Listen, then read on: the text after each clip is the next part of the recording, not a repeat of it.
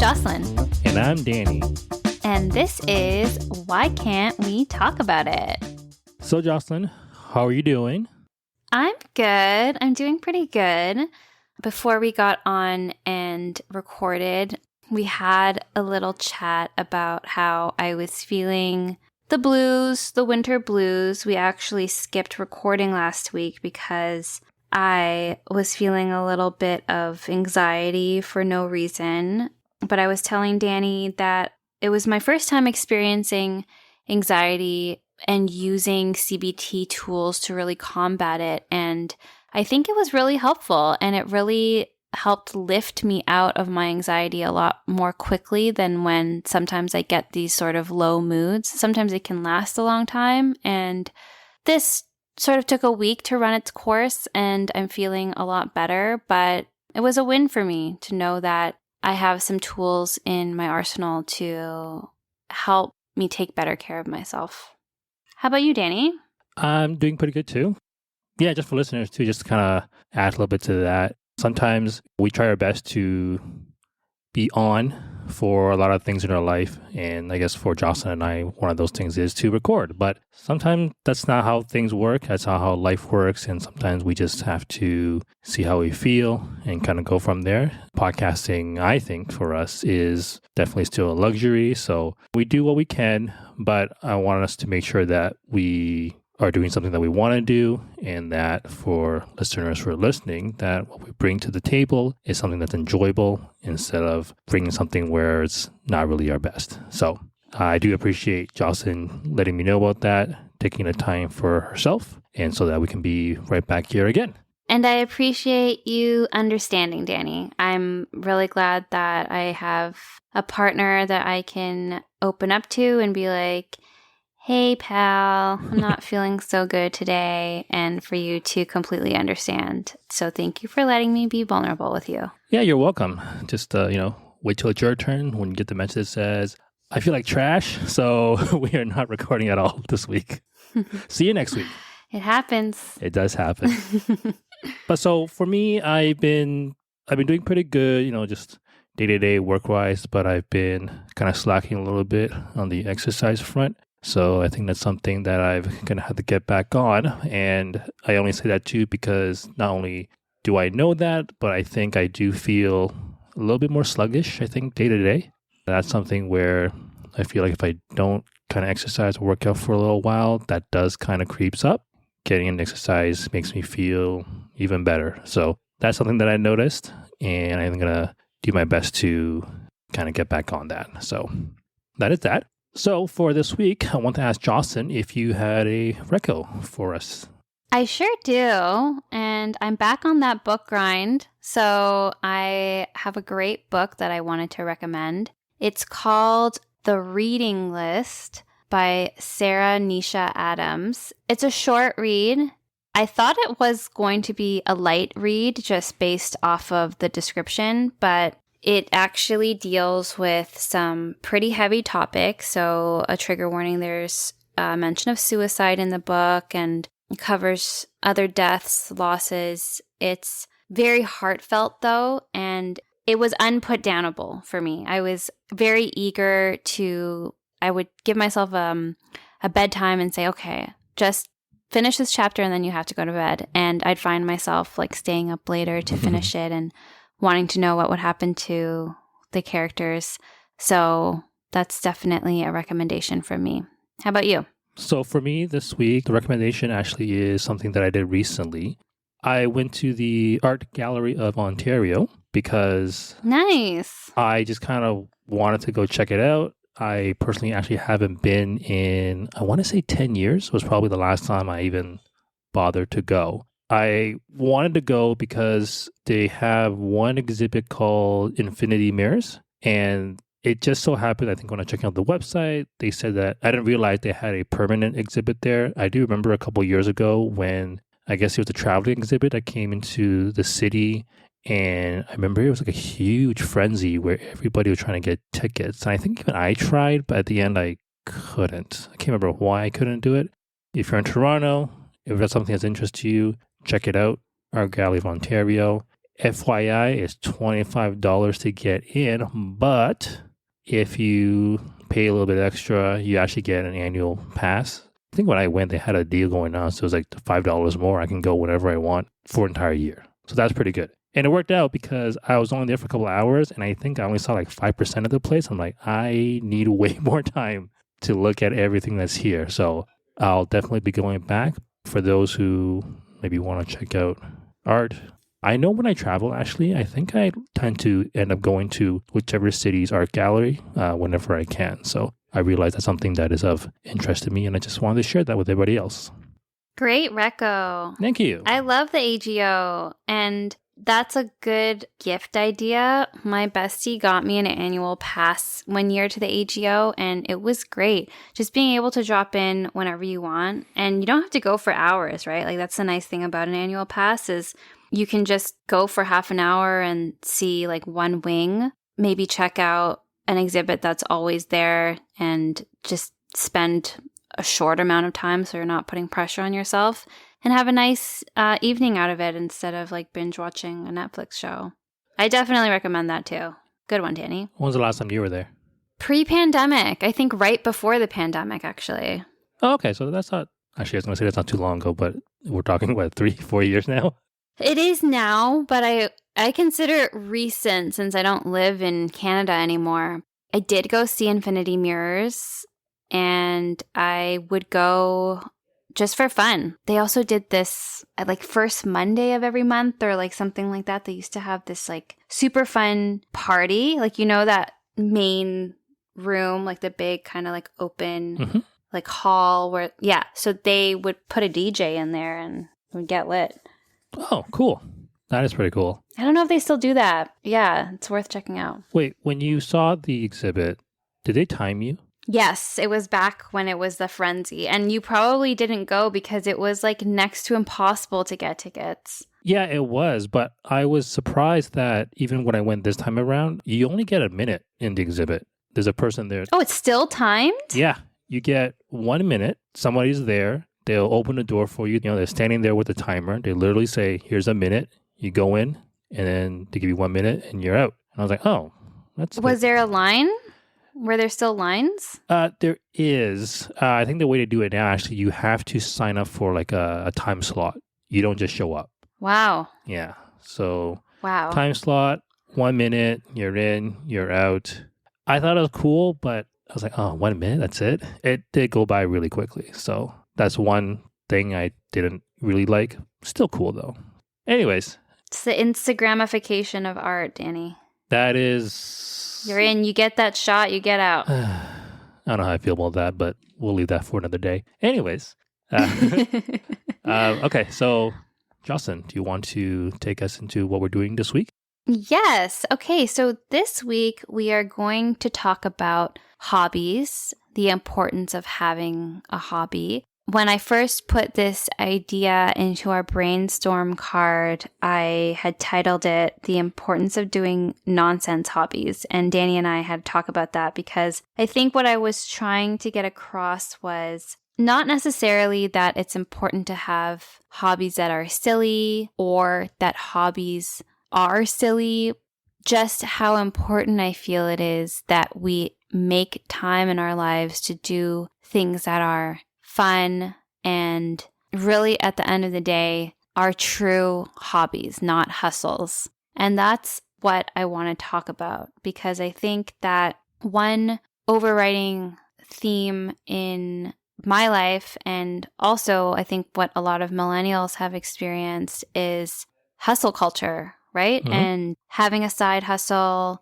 how important it is to be able to make money outside of your usual job, or even people not having traditional jobs anymore and turning their quote unquote passions into careers. And I think that being fed a lot of that messaging as somebody who is in a traditional corporate job, I felt a lot of pressure around it. And I had to really work through it before I could let go of that narrative and just enjoy having my hobbies again. So I wanted us to talk about it in case there are any other people out there who feel like they're in a similar boat. So I can kick it off and talk about how this started. I started one of my main hobbies in 2015, which is my blog.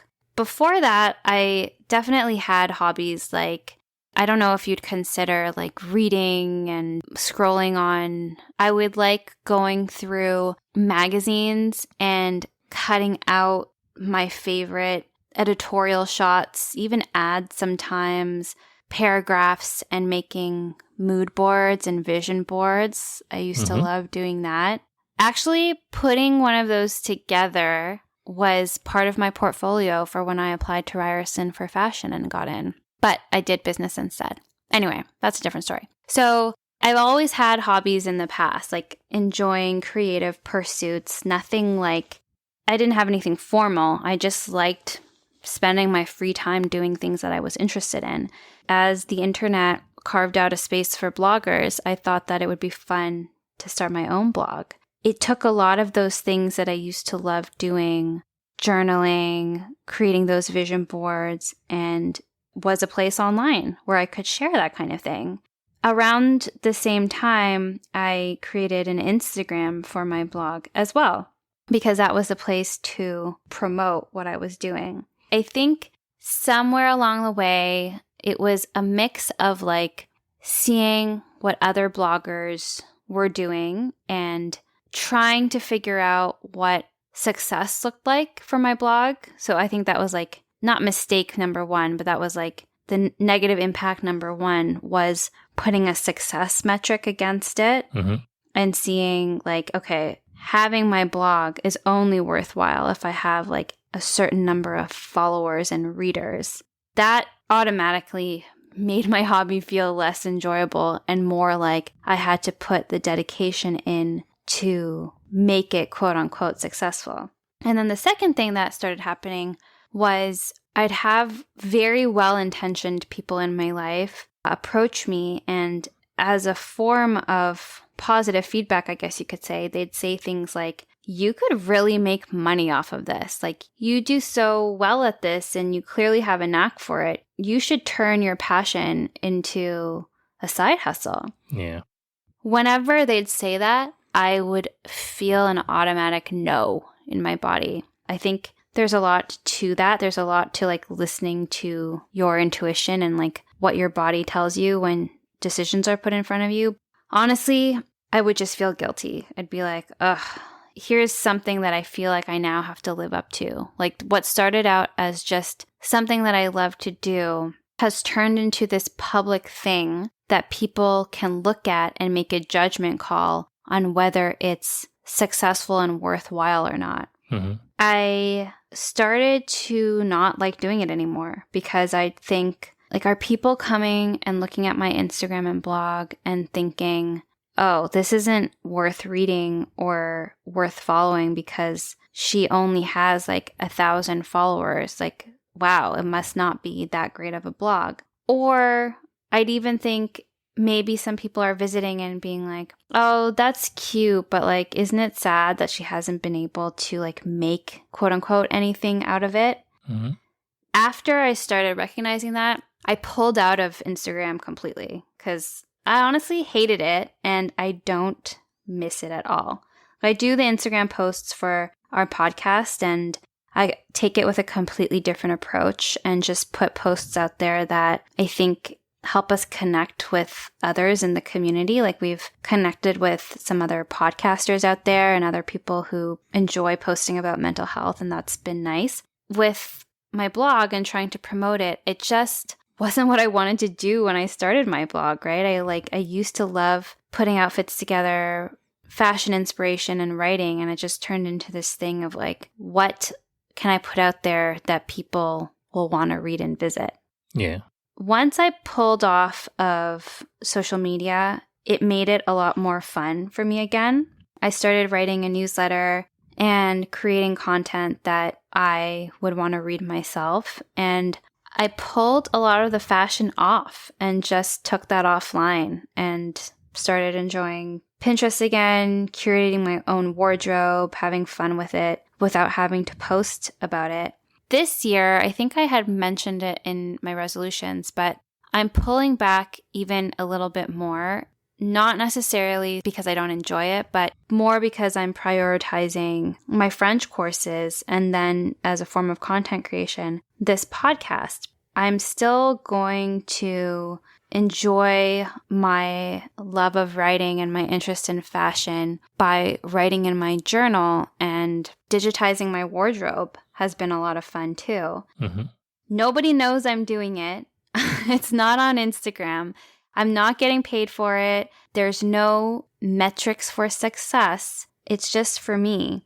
Spending my time doing something I like without measuring its productivity and worth in dollar amounts in my life has made such a big difference. And I feel like I've been talking for a while now, so definitely feel free to interject. But that's the point that I wanted to make, because I don't think that we talk about it. And maybe that's because, like not everybody has a blog or like a side hustle like that, or like the pressure to turn their hobby into a side hustle.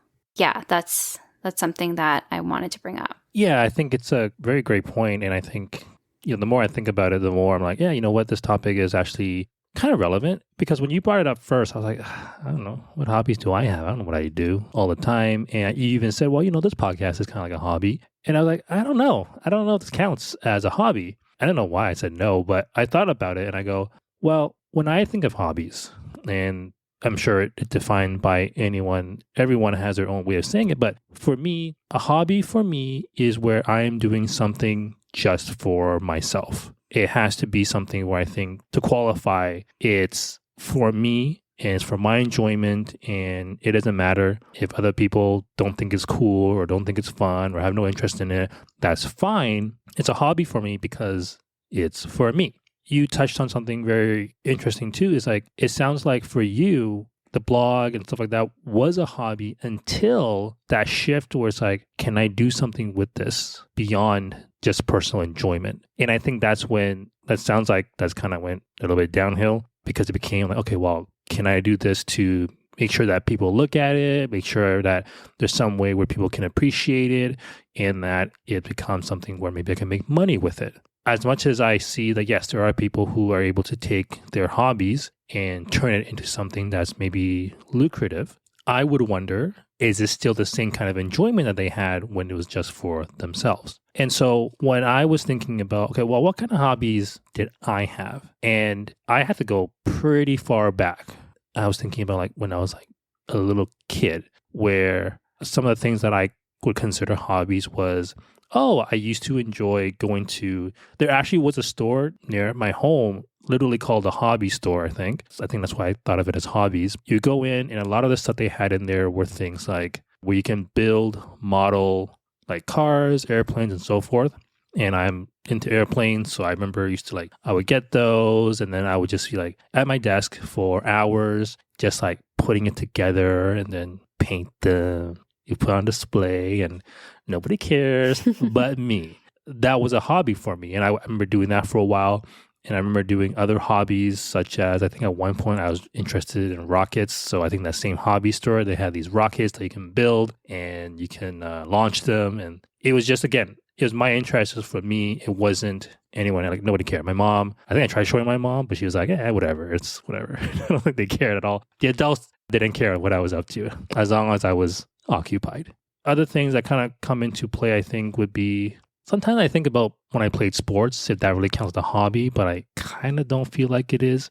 I felt like for me, hobbies was doing things where I got to work with my hands and just do things, again, for myself. However, I was thinking about how, if I look at right now, like, I don't think I really have any hobby, really, the way that you described it, or even the way I described it from many years ago. And I was thinking, like, why is that the case? And I thought about, like, when did I go from the guy who was doing all these things for himself to not? And I was like, the internet. The internet was, I was discovered in my house, and I was like, there's so many things online, and the computer. And that slowly morphed into games online, or even to the point where we have smartphones, and we just kind of, or at least for me, I just scroll on things, Reddit and there's Facebook and Instagram, and there's a time when Vine was a thing. I just think those things, maybe while not conscious to me, took me away from the time for myself, for these hobbies. And I do think it's unfortunate, but I do think it's important to recognize that, because even from what Jocelyn said and what I'm saying now, it does seem like I don't know that many people who really have hobbies. I don't know if that's how you see it too. I think you're right. I am like mentally going through a list in my head right now. My husband plays soccer. I would consider it a hobby because he does it for his own enjoyment. It's not something, that there's no success metrics. He doesn't make money off of it, and he does it regularly and he loves it. So I consider it his hobby. My mom knits. She's amazing at it. I would say that she has a hobby. Actually, I want to make a point about that in a second. Yeah, I think you're right. I think the internet and smartphones has definitely eaten into people's free time that they otherwise would spend having hobbies and working on things that they love for themselves and their own enjoyment. Okay. Going back to what I was going to say, my mom knits, and it made me think about my cousin who crochets, and she is so good at crocheting. I feel like such a hypocrite right now because I'm going to say, like, I tell her and people tell her all the time that she should start a store. Yeah. I will just make the point that there are people who are able to take their passions and turn them into side hustles quite successfully without taking the joy away from doing it. And that's the difference, right? I think if you love doing something and the success metric is that you get to make it and share it with the world, and if people buy your product, you don't have to like do it with the goal of becoming the Chanel of crocheting. But if you do it and you sell it and people wear the things you make and love it, that might be enough. That's great. I see so many artists who are able to do that, like sell their ceramics or their jewelry and things like that. And it doesn't necessarily need to be like out of this world, but if they still get pleasure and enjoyment from making those and just happen to be able to sell it, I think that's different. And I'll make a point that they're actually sharing their special skill with the world, because my cousin, I'm hyping her up, but I feel like she's so good at crocheting that it's selfish for her to keep it all to herself, because she's just so good. And she doesn't have a store or like an Instagram page or anything that I can link to, but if she ever does, you better believe I will be hyping it up, plugging it on the podcast. I'll make a podcast episode about crocheting. Don't know why that's a hard thing to talk about, but I'll hype her up so much because she's so freaking good at that. So that's just a little sidebar, because I know she listens and she's probably being like, you literally tell me all the time just to turn my hobby into a business. But and if she ever doesn't want to, because she's like, no, this will literally suck the joy from it, then I don't think she should. But in her case, I think like she's so good at it. And I don't think anyone should ever let it get to the point where it's all for the profit. But yeah, there are some people who can make it work. It'd be great if they can, right? As long as they enjoy it. But I think if there's like pressure to, but they actually don't want to, I think that kind of takes the joy out of it. Actually, when you said Azim does soccer and that's his hobby too, and I was like, okay, I thought about that too. I was like, wait, even though it's with other people, at the end of the day, I think if the person is the one enjoying it, then that's fine. Yeah. So technically, if I think about it that way, I know that for me, a couple of years ago, I was riding motorcycles, and I think that was for me. So I think that counts as a hobby. I remember that. You're right. I actually thought about that the other day. I was like, I wonder if Danny needs to renew his M or M2 or whatever it is. I don't think I do, but I mean, this is a sidebar thought, but I actually don't know when or if I will realistically get back on the bike. I may need a salad, even though that would kind of suck, but it's just sitting in storage at this point. So, but yeah, my point is that yes, there is different ways of describing what hobbies are. I know that knitting and crocheting is a hobby. I don't get it, but I know for a lot of people, that's their thing, and that's amazing. And then for people, it's sports, or, I have friends who have Lego. Lego's a big one. I think that's very popular these days, for sure. One of the things that maybe I would like to explore, though, is that why hobbies are, I guess, important. Or it's almost like maybe me asking like Jocelyn, or even for me to describe like, why have a hobby? What do we get from our hobbies? And what do we miss out if, let's say, we don't have hobbies? Do you want to try that out a little bit? Yeah, I think we've said before, we don't really come prepared to these episodes. But I know in the past I have read articles about why it's important to spend your free time doing things that you love. I will just say that from a physical feeling, I know that when I've spent a lot of time on TikTok or like scrolling and not creating, kind of just consuming mindlessly, I get nothing out of it. Like I can walk away from that and maybe I had a chuckle or, saw a cute video of a puppy, but I didn't really retain anything and I didn't really feel joy in any way. It was just a way to pass time. But when you work on a hobby, like something that you love, I think that it activates a part of your brain and your soul. Like this is not scientific. This is me being woo-woo. Yeah. I think it taps into like almost like your inner child, like the part that did this for the sake of fun and to feel happy and no other reason. And it's important for us to do that because, especially as adults, we don't have a lot of time in our life to feel that way anymore. We have work, we have responsibilities. When we were young, our primary reason to live was to go out and have fun. And when that diminishes, I think we become less of ourselves almost. Mm-hmm. I do think that the way you describe it too, I think I had also read somewhere too where we talked about things that as humans that we need. And that's also something where I think with hobbies, it's almost like a sense of play where you just get to play and just do things for yourself. And technically you can do these hobbies with other people around you, but the point is that you get the enjoyment out of it and it's for yourself. And I do think that, yeah, when we don't do that, how many other places will we be able to do something where it's just for us? Like when you describe work, I'm like, yeah, work is like, you got to work, you got to make money. And yes, it's so you can have money to do the things you want to do. But the actual working process, I don't think for a lot of people, I would guess, is pure enjoyment for yourself. Fun. Yeah. Is a fun, playful, full moment. So, and then, obviously with a lot of life stressors and things that we have to do, responsibilities, there's not a lot of that. So I do think we miss out on that piece, which I think is actually a very important piece.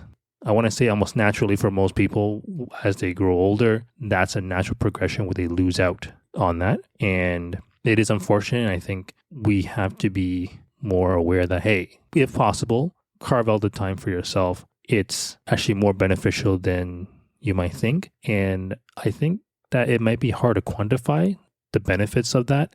So I think it's hard for maybe, it's like, I know it's hard for me to maybe make that argument, but because it's so hard to see and quantify what benefits are to have a hobby, I think we let other things take over, such as internet scrolling, which is easier. Yeah.